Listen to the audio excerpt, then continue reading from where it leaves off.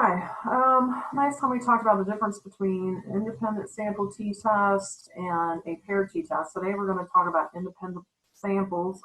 Actually, we're going to talk about t-tests and t-intervals as well. All right, so here's our setup.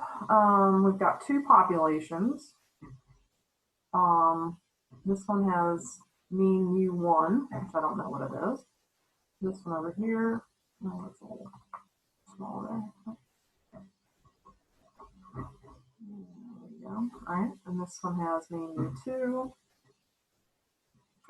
And what we're interested in is mu1 minus mu2. All right, so this is the mean of my first population, the mean of my second population. And I want to be able to compare those, and what I'm interested in is how different the mean from the first population is from the second population. So what we're going to look at is the difference between those two means. So this is what we'll do our inference on. And so how do I learn anything about these two means? Well, I got to take samples from each of those populations. And when I look at sample 1, it'll have, M1 people in it. The mean from the sample, this is Y1 bar, and S1, that's my standard deviation. Same thing over here. And then my second sample, it'll have N2 people in there. It'll have mean Y2 bar and standard deviation S2. So I'll calculate these. Remember, these are parameters, mu1 and mu2. Those are parameters. They describe the population. And when we calculate these from the data, those are all statistics. So this is from sample 1 and sample 2. All right, so, and we call this independent is because the samples, the people in this sample, in sample 1, are independent of the people in sample 2. So there's not going to be, there's no natural pairing between these two samples. Meaning I can't pick, I can't like say, okay, who's the first person in this sample, and say, okay, well that goes with that goes with this specific person in the second sample. No, that's not there.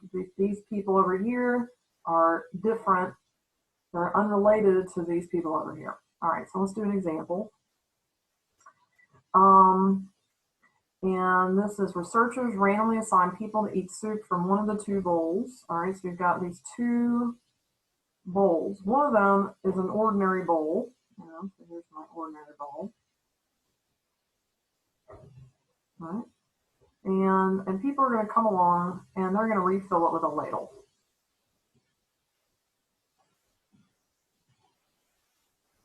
All right, so they'll come up and say, oh, okay, here, would you like some more soup? And then you would say, oh, yes, I definitely want some more soup. Put it in there, all right? And the other bowls, they are secretly refilling it, like you can't tell. Maybe there's something under the table. And in this bowl, it just keeps, it's always full, all right? And so you're going to eat soup from, so they have, let's say they have 54 people in the sample. 27 of them are randomly assigned to eat out of the regular bowl. Somebody's gonna come along and ladle more soup in there. The other 27 people are gonna eat out of this magic bowl that refills by itself, all right? And what we wanna know is we're gonna test, do people eat more out of one bowl than the other on average? So do people tend to eat more?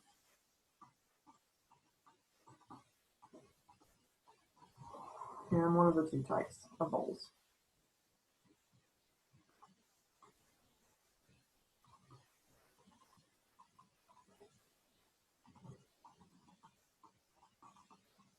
And there's many reasons for this. I mean, to me, it makes sense that if I'm seeing people refilling the bowl, I know how much I'm eating.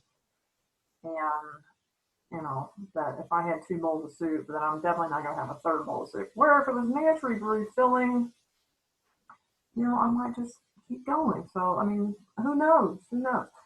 So here's the data. Here's some summary statistics. We have the sample size and the sample mean and the standard deviation for each of these samples. All right, so this is N1 here. And this 8.5 ounces, that's Y1 bar. This is S1.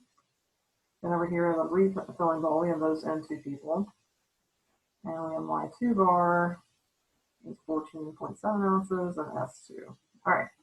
So there are my statistics that I'm going to use to answer this question. And I also went ahead and produced some histograms. Actually, I got this example out of the book, so the histograms are there.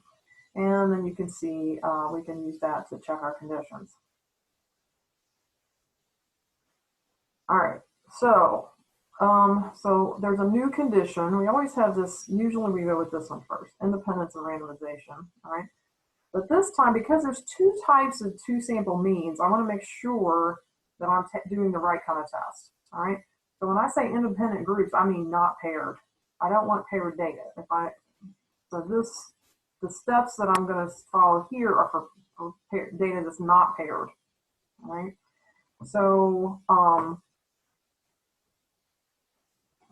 I forgot something. Oh, there they are.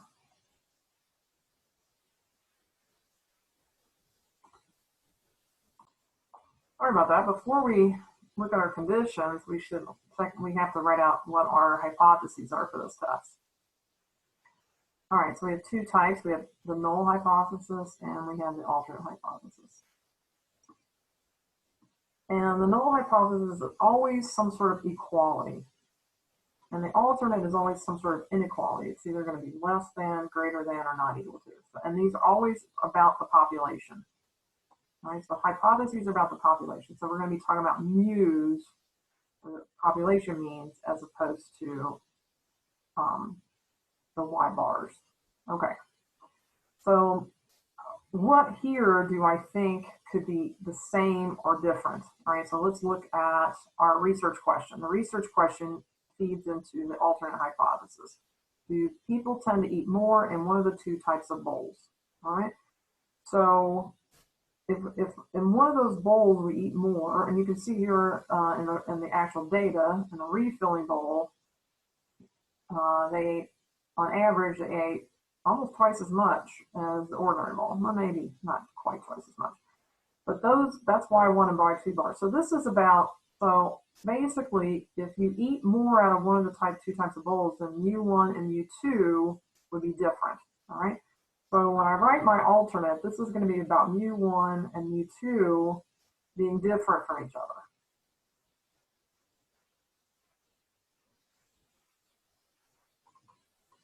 All right, so there's two ways to write that. I could write mu1 does not equal mu2. That's what you typically would think, you know, so.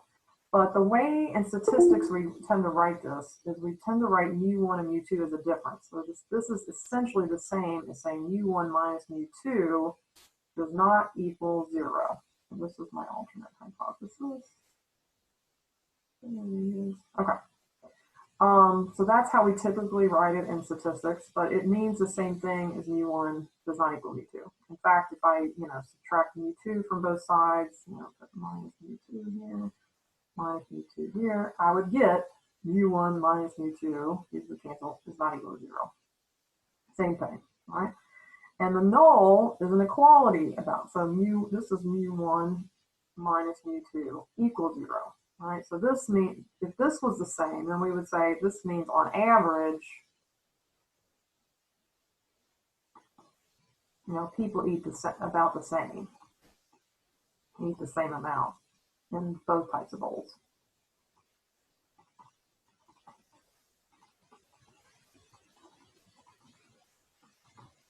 Over here, if these means are different, then that means I would eat more out of one type of bowl than the other. All right, so here are my hypotheses. All right, now we'll talk about conditions. So I mentioned before, we always have this number 2 here. My samples need to be good. All right, so basically I need samples that are independent and represent the population. But before I get to that, I want to talk about this independent groups. All right, so here we're trying to say, make sure we're not doing a paired test. Maybe I should do a paired test. So if the data is paired, I'll do a paired test. But I have to look at these people I got 27 people eating the ordinary bowl and 27 people eating the refilling bowl. These are not the same people, all right? So if we read how we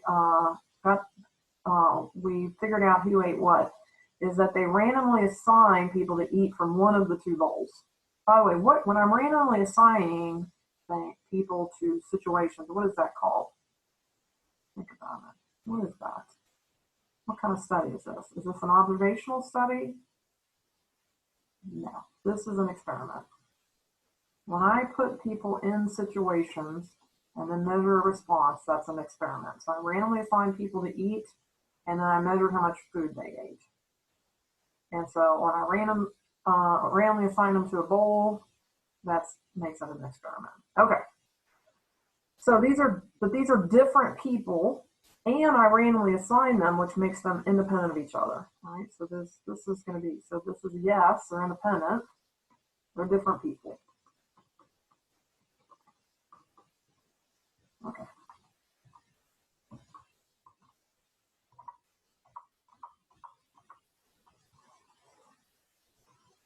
Let's spell that correctly. Different people.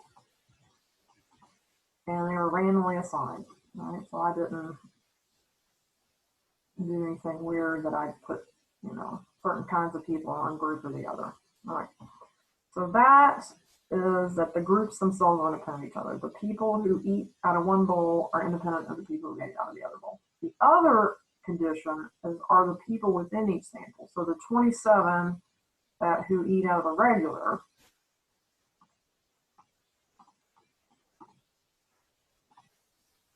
are they independent of each other?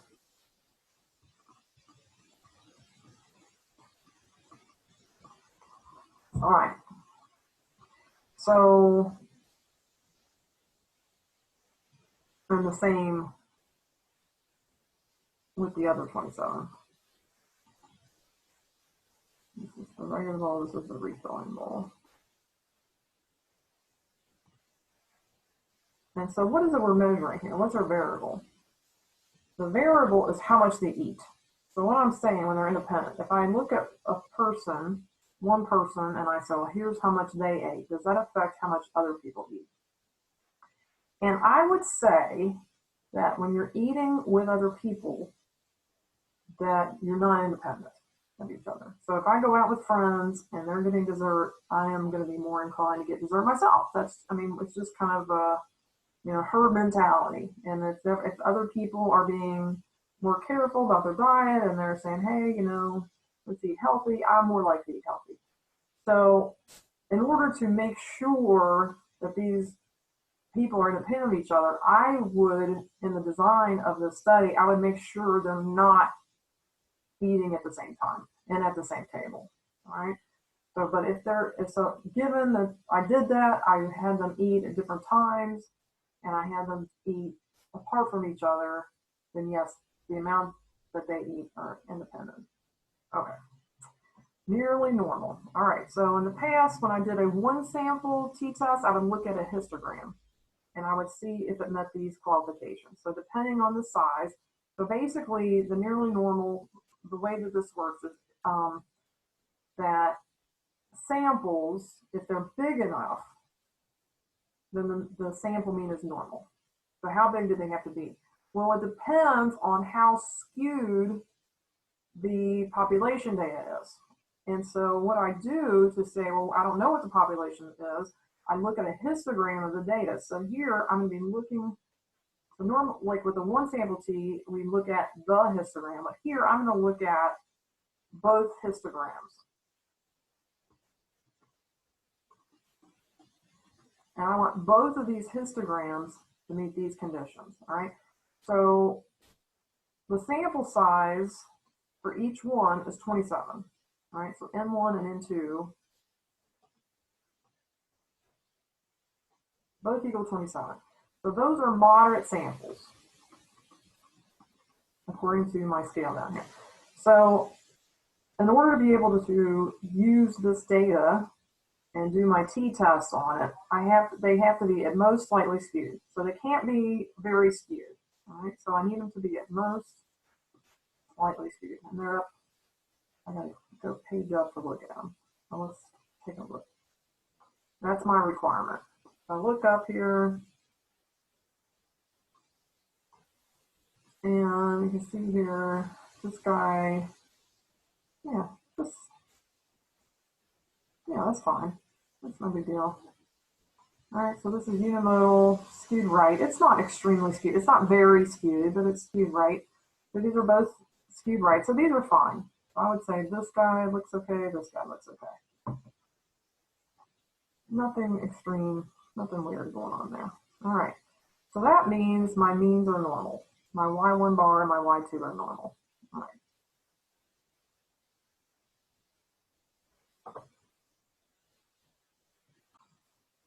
Okay, so now we're going to look at, here's my test statistic. There's a formula for it.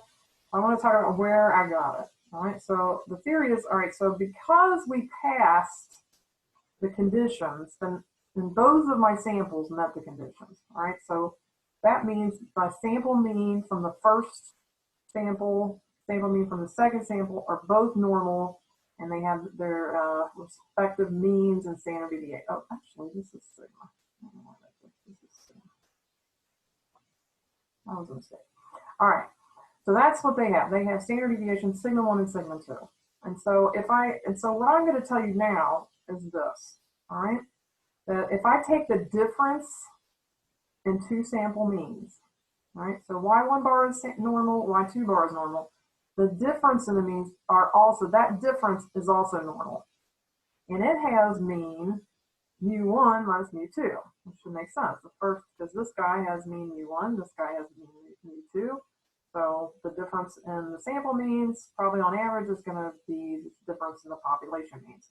And this guy, you're just going to have to accept. Here's my standard deviation formula. It's the square root of sigma 1 squared over n1 plus sigma 2 squared over n2. By the way, this does not equal the square root of sigma 1 squared over n1 plus the square. You have to do it all together. All right, so that's not, this is the standard deviation. All right, so if I take the mean, or if I take my samples, if I take this statistic, Y1 bar minus Y2, and I subtract its mean and I divide by its standard deviation, I would have a Z. So anytime I take a variable, subtract its mean, divide by its standard deviation, I get a Z. All right? But I don't know sigma 1 or sigma 2. So what I'm going to use S1 and S2 to estimate sigma 1 and sigma 2. And then when I do that, I get a T. So it's just like the one sample T. So then this T, when I take Y1 minus Y2 and I subtract its mean, divide by its standard deviation, this has the T distribution, and it has some weird complicated formula for degrees of freedom. So it's not n minus 1 or n1 minus nothing like that. It's really weird, and we're not even going to look at it. And actually, I probably shouldn't write that yet. All right, so this, take the difference in the sample means minus their mean over their standard deviation, except this guy, we call this now the standard error because this is our best guess at the standard deviation of Y1 bar minus Y2 bar. All right, so then that has a T distribution. And so when I do a test statistic, the test statistic is this thing, okay, except I'm going to go to H0 to figure out what my population means are, right? So if I go to H0, my null hypothesis was that mu1 minus mu2 is 0, which again meant that on average people eat the same in both types of bowls. So that's my theory that I'm trying to disprove with this test. And so mu1 minus mu2, if H0 is true, this whole thing is equal to 0. All right, so that means I can just leave it out. And so this guy ends up being my test statistic. All right, so let's calculate it. So T equals Y1 bar, that's the mean of the first one, that's 8.5, Y2 bar, that's the mean of the second sample, that's 14.7. S1, 6.1, and I'm going to square that. I'm going to divide by N1, which is 27. I'm going to add that to the standard deviation of the second guy, which is 8.4 squared, divided by its sample size, which happens to also be 27.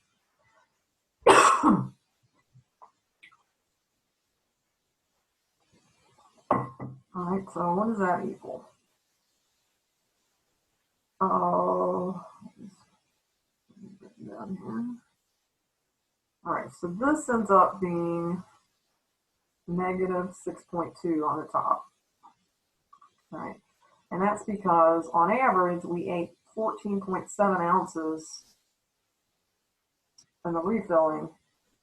So that is this guy right here is 6.2 ounces more than 8.5. So when it's negative, when Y1 bar minus Y2 bar is negative, that means the second sample is bigger. That's why this is negative. So if the second sample is bigger, my test statistic is going to be negative. And then this bottom part, and I'm going to tell you what it is, it's 1.998. But here is how that I would calculate this with the calculator. All right, so if I'm using a calculator that has where you do the square root first. All right, so here's my calculator. And what I would do, I put parentheses around the top, and then divide it by, all right? And when you do the square root guy, where it's first, then everything after that goes inside of it. So then I would just type 6.1 squared divided by 27 plus 8.4 squared divided by 27. And then hit equals or enter. Right? So when I do that, if the square root comes first, then it'll put like this guy on there. And then you don't have to put the last parentheses on because it assumes that if you hit equals that you're finishing this guy off. Okay, and if you're doing it where you have to do the square root second, then it's like this. All right, 8.5. So it's still the same here. Then you would type a parenthesis, open parentheses, type everything in here.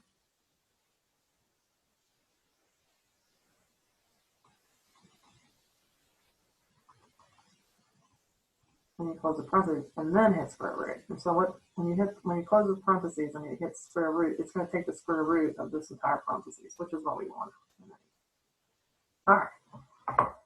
Okay, so this ends up equaling minus 3.103.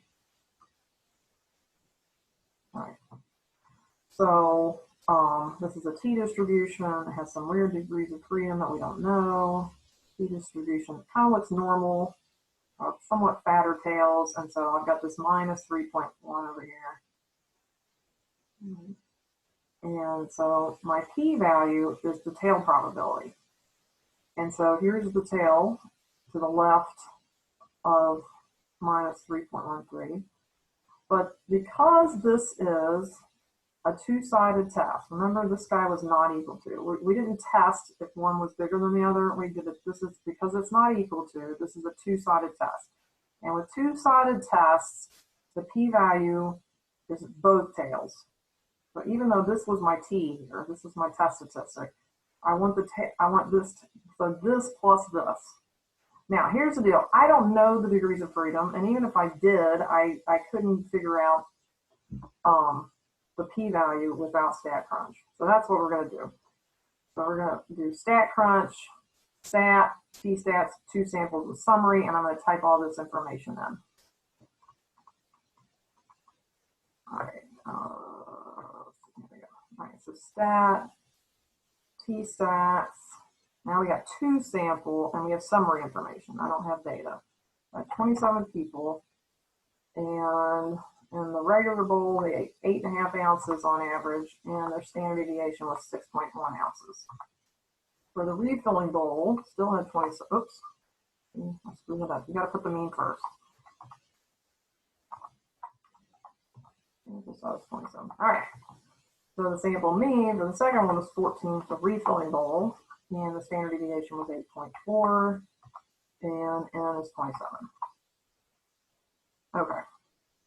And my default test is what we needed. We had the null was that the difference in means equals 0.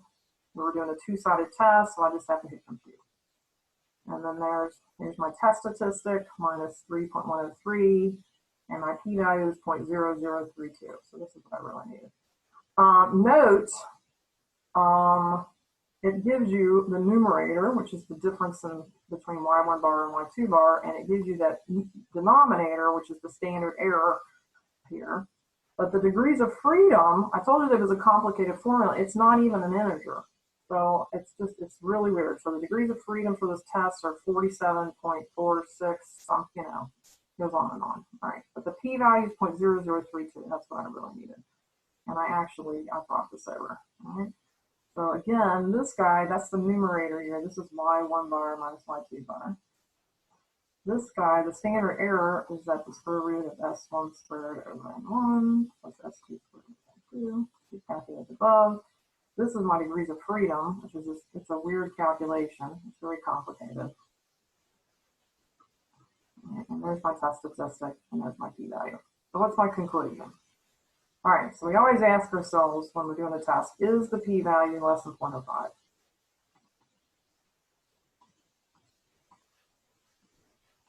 Right? And if it is, I've got 3 yeses. And it is 0.0032, here's my p-value, is definitely way less than 0.05. I got 3 yeses. You remember them? I'm going to give you a second to think about them. All right, the first one is about H0 that I'm going to mention. And that is, I'm going to reject H0. And let's write our hypotheses out here so you remember what they are.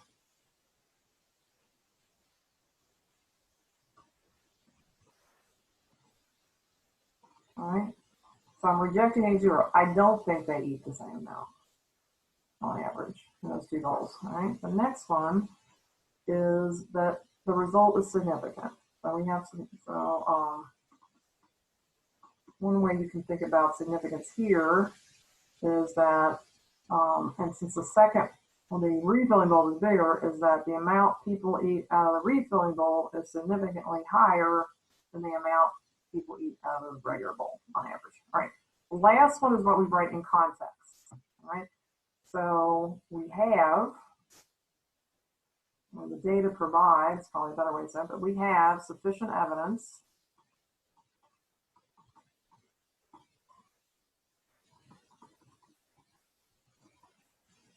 that, and this we pull in the HA, that's what goes in here, but I'm going to say it in context of the problem. And mu1 minus mu2 is the average amount you would eat out of those 2 bowls.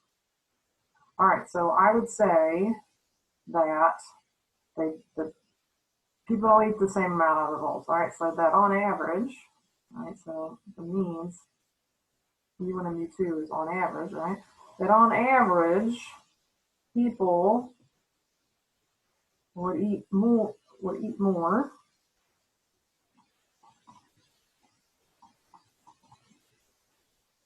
out of one of the 2 bowls. I could write that, but then, the average amount that you would eat out of the bowls is not the same. So I could write this, but since I know that which direction it's in, all right, I'm going to put would eat more out of a refilling bowl than a regular one.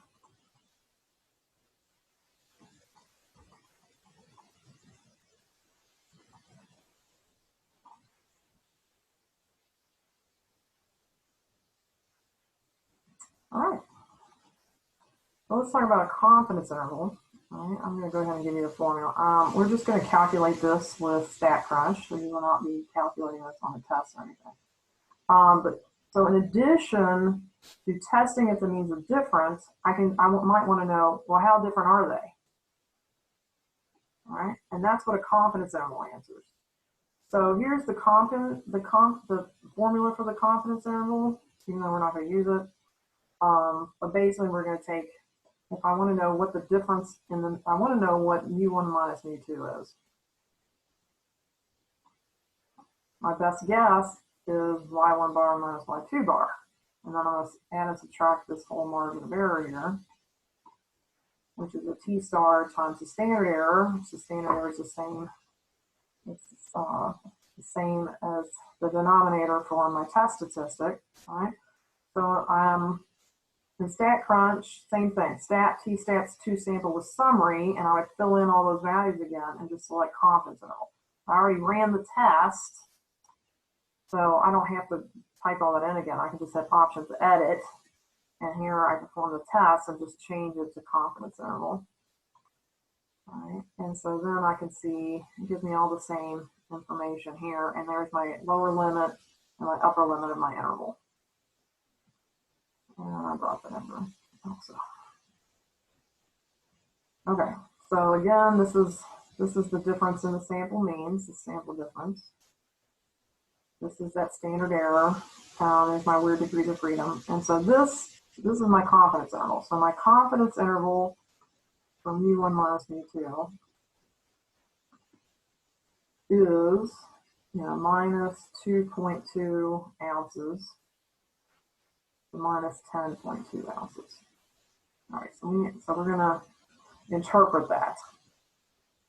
This was a 95%. I didn't change. We used the default. All right, so with 95% confidence,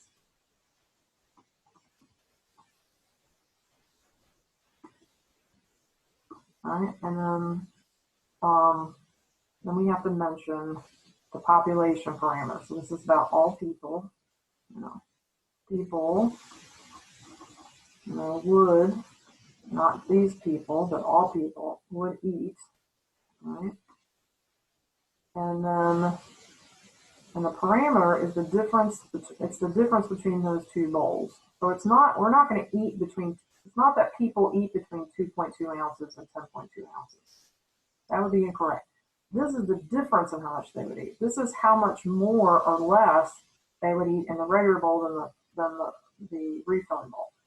So I'm going to turn that around. And so basically, again, the fact that this is negative, so if this is negative, then that means the second mean is higher.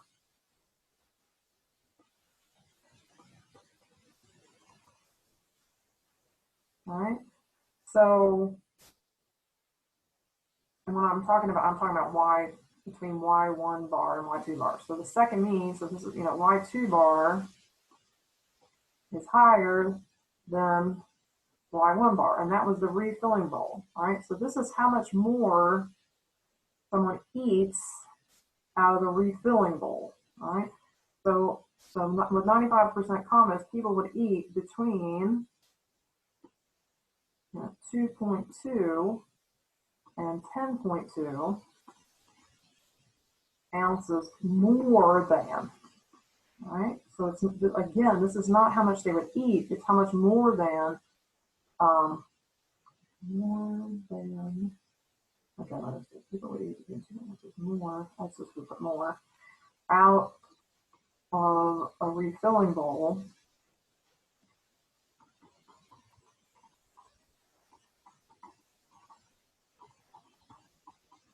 than a regular bowl. On average, not that a person. So this is important also. All right, so we got our confidence level, we got our population, all people, and here is the difference. And again, this is a mean, so it doesn't mean that every person would eat more out of that refilling bowl. There might be some people who might eat more out of the regular bowl, but on average, people would eat between 2.2 and 10.2 ounces more out of the refilling than the regular bowl. All right, let's do another example. This time we're going to do it with data, which I already have loaded. The researchers told 31st grade teachers that a specific student in their class showed unusual potential. All right. For intellectual gains. Little quotes on here. So this is what they told the teachers. And then these 30 students, overall aptitude test was compared with 30 other students.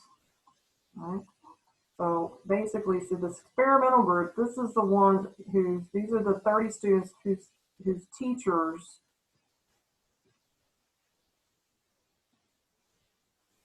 were told that they had unusual potential, right? And this is just regular students, just other students. Other teachers were not told. All right, so what kind of study is this? Is this an observational study or is it an experiment? How do I tell? All right, so with an experiment, we assign the conditions to the subject.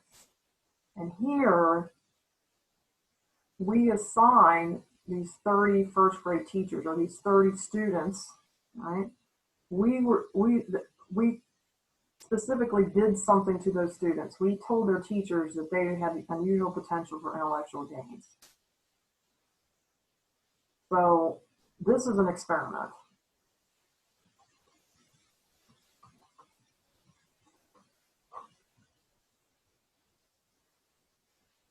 The control group we did nothing to, right? They're just there to compare the scores to, right? And I shared the data set, so if you want to stop, you can pause and actually go to StatCrunch and load this data in yourself. You may do that. Hypotheses, all right? And here it says, now would this improve test scores? So if you told students, if students were told, oh my gosh, this is an amazing student, would that improve their test score? Would the teachers treat them differently enough that they would actually do better on the aptitude test on average, all right? So my alternate is still going to be about the difference in means, all right? But I have to decide, is this less than, greater than, or not equal to? Well, improving test scores would mean that I would think that my experimental group, the students whose teachers were told they had unusual potential, that I would think that score would be bigger than the second one. So if I think U1 is bigger than U2, then I think their difference is greater than 0. So this is a one-sided test.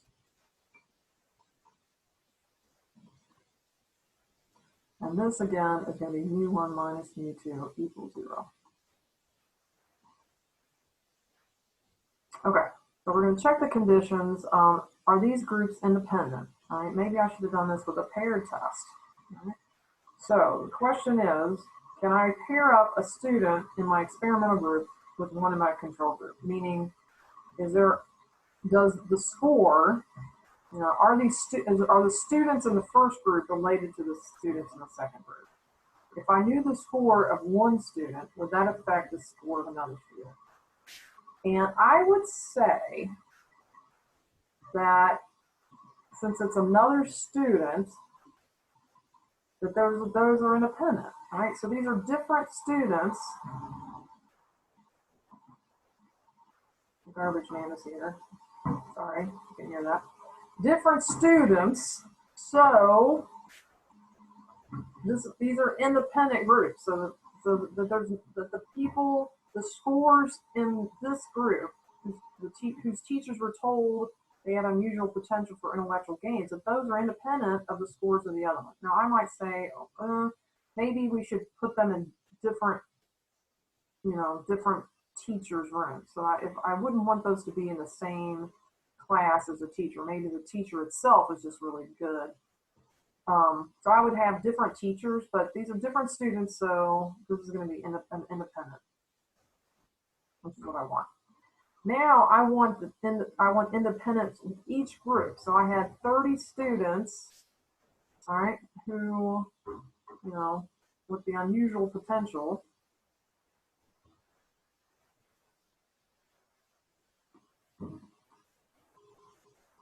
Not one orange was the unusual potential. Yes, unusual potential. Are they independent of each other?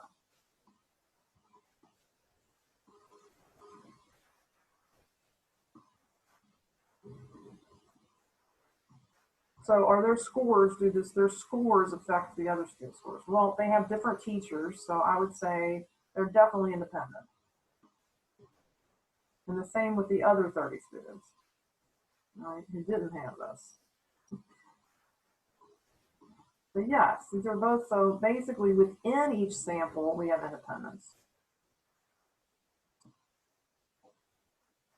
Okay, the next condition I want to check is the almost normal condition. So in order to do the almost normal condition, I have to look at the histogram. So we're going to run this analysis. We're going to do two stats, two samples, but this time I have data. So I'm going to do it with data, and then I don't have to type in all those things. All right, so here's my data set. I've got stat, t-stats, two sample with data. And I'm going to pick the first column and then the second. All right, this time my means are equal, but I want the second one, I want this to be a greater than. Oops, I forgot, almost forgot. And in addition, when I come down here, I want to look at a histogram. We'll look at box plots too, but definitely we want to look at a histogram. All right, so this is like some of our options down below when we do our tasks, if I can look at that. So I'm going to go and look at the histograms here, and here's my first histogram. So my experimental group, I think I would call this unimodal, slightly skewed left, or maybe even symmetric. I know there's like looks like another bar, but I just think there's, this is just it's a small data set. There's just a couple people there. So I would call this unimodal, symmetric, or actually have that right there. So the first histogram, I'd say that's unimodal, almost symmetric, maybe slightly skewed left. The second one is unimodal, and it's skewed right, but nothing crazy skewed, just a little bit skewed to the right. And so they're both sample sizes are 30. So this again happens to be in that between 15 and 40. This is our moderate sample. And so as long as it has to be at most slightly skewed.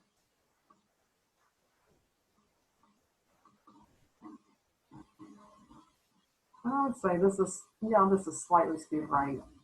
So I would say both of these are going to meet that condition. All right, and then when I run my tests, and which I already ran, when I ran that analysis, so if I go back here, here's my test statistic, t equals 1.924, and here's my p-value, 0.0297. All right, so, and I brought that over, so here's my test statistic, here's my p-value. So test statistic is t equals 1.924, and that has 56.0 degrees of freedom. And my p-value is 0.0595. All right, so what's my conclusion? I always ask myself, is the p-value less than 0.05?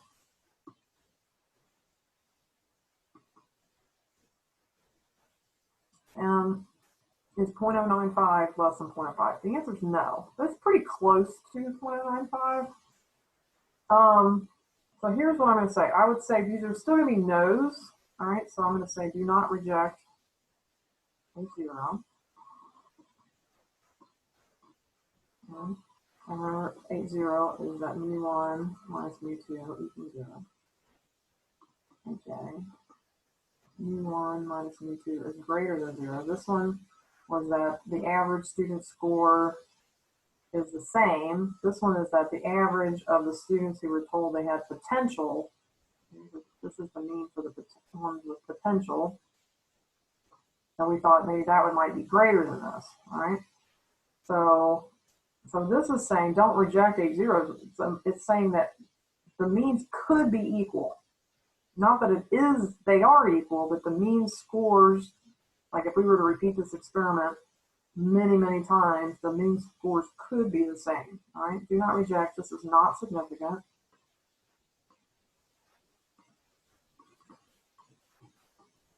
All right.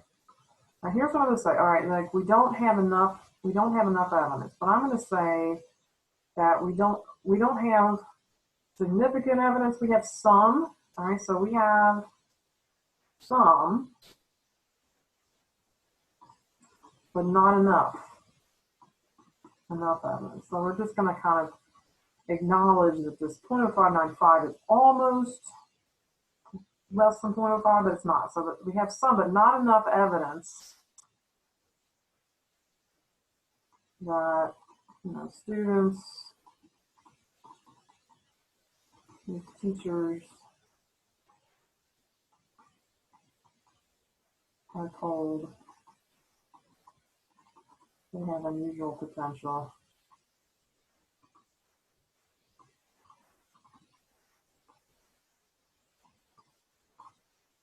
Would score higher. Again, this is about all students who, and that's why we use would, not that they did score, but they would score.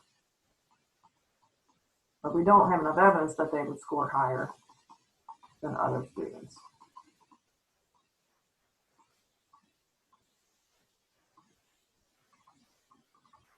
All right, so when I look at my data, let's look at the box plot. I like the box plot because